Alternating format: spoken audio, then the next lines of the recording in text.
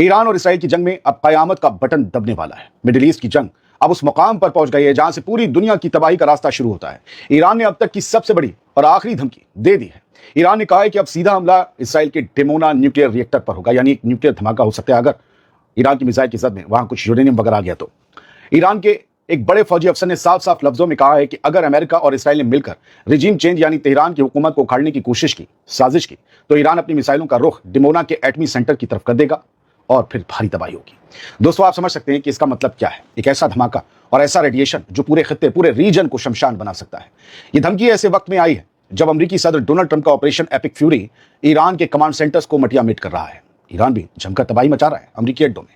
America ने Iran की दहलीज पर 250 फाइटर जेट्स और 14 रिफ्यूलिंग टैंकर्स तैनात कर दिए हैं। 2 एयरक्राफ्ट कैरियर और उनके साथ वॉरशिप्स हैं 100 अलग। वॉशिंगटन से डिफेंस चीफ पीट हेग्सेट दहाड़ रहे हैं कि ईरानी नेवी को जड़ से मिटा दिया जाएगा, तो दूसरी तरफ ईरान अपनी हैवी मिसाइलों पर उंगली रखे बैठा है और एक एक करके चला भी रहा है।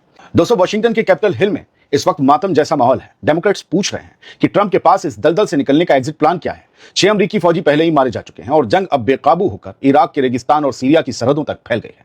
डोनाल्ड ट्रंप ने तो यह कह दिया है कि ईरान के पास कभी न्यूक्लियर वेपन नहीं होगा और हम होने भी नहीं देंगे, लेकिन ईरान ने अब इसराइल के न्यूक्लियर सेंटर को ही निशाना बनाने का ऐलान कर दिया है, जो इस जंग को और खतरनाक बना देता है। सवाल यह है कि क्या यह सिर्फ एक ब्लफ है या वाकई दुनिया एक एटमी तबाही की तरफ बढ़ रही है।